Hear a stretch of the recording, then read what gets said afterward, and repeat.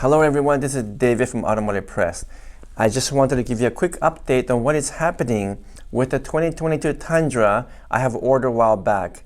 If you recall, I ordered a 2022 Tundra in the Platinum version way back about 6 months or a year ago.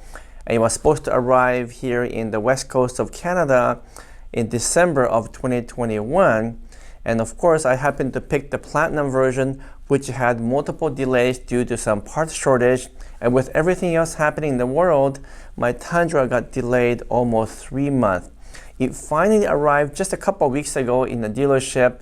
And I asked you guys, what should I do? Buy the 2022 Tundra Platinum or wait for the hybrid? Because the hybrid models are arriving very soon.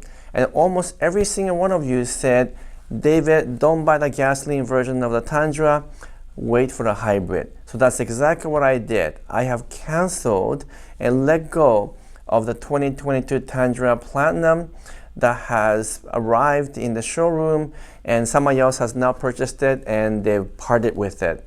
But here's the good news. I already had a deposit on the Tundra TRD Pro a while back. At the same time, I had a deposit for the Tundra Platinum. And looks like that one is actually coming through. So if everything else stays on track and there are no more delays, I should have the 2022 Tundra TRD Pro by June of this year. So that's a great news, very exciting news. I'm sorry that this whole thing took so long and I could not give you sort of owner's report of the Tundra earlier, but instead you will get my true opinion as an owner of the 2022 Tundra TRD Pro by the summertime. So that's just as exciting.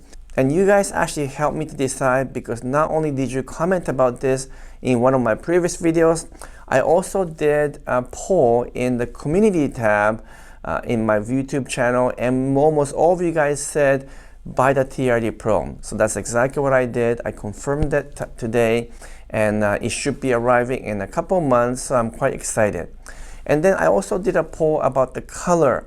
Which color should I get? Because looks like I'm going to end up with a white TRD Pro.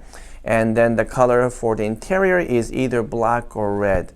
And most of you guys said, once again, go for the red one. And that's exactly what I did. So the spec I have coming in June of this year is a Tundra TRD Pro with a white exterior and a red interior. That red is called Cockpit Red. And to be honest, I'm not too crazy about a bright red interior, but that's a signature color now for the new Tundra TRD Pro. And it's the color combination that Toyota has been promoting ever since they dropped a sneak photo last year. So I'm good with that. Even though I would have preferred Lunar Rock, that one is going to be hard to find. And I'm actually quite happy with the white and the red combo. So let's see how that looks like when it finally arrives. I'll continue to give you guys some update on that as we get closer to the delivery date. And hopefully I can tell you everything to do with a Tundra hybrid in a TRD Pro format. Now, what about my Lexus IS 500, which I purchased just a little while ago?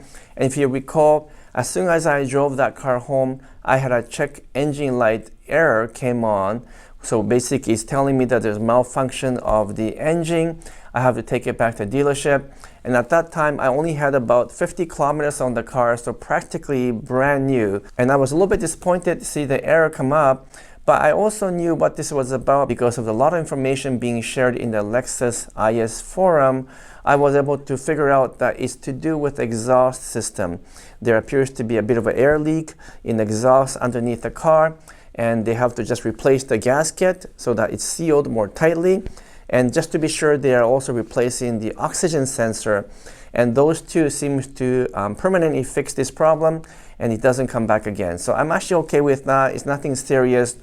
These things sometimes happen with new vehicles, even though the IS model itself is not all new. Putting the 5-liter V8, of course, is a new venture for the IS. So I'm not surprised that sometimes these things happen. I'm okay with it. And for now, all they've done is a temporary fix, which is to tighten the exhaust system so that air doesn't leak and the gasket is properly installed.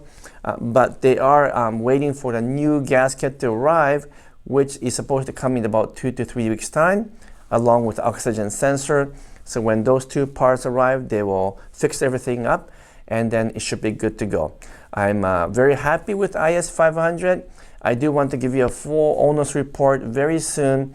I will tell you that while I love the engine and all things to do with the engine because of the power, the feel, even the exhaust sound is amazing, but I'm not quite sure about the steering feel. I think I mentioned this in one of my short videos before, but it drives basically like a normal IS, which is totally fine, but with the V8 engine in the hood, I kind of figured they would have tuned this car a little bit differently, but for the most part, it really drives like a normal IS 350, which means that the steering is light.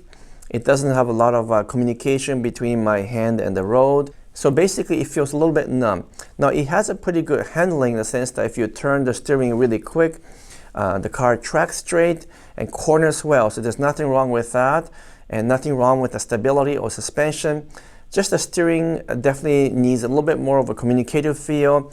It's a little bit light for my taste. And in that regard, actually feels a lot like the GR Supra that I had, which I sold last year.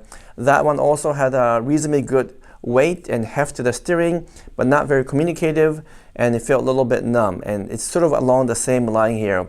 I think this is sort of a Toyota's way of calibrating and tuning the vehicle, which is to make the car easy to drive, easy on the hands, not too heavy and not too awkward. But as a result of that, you tend to lose some of the heft and the weight of the steering, which makes the car feel a little bit less sporty.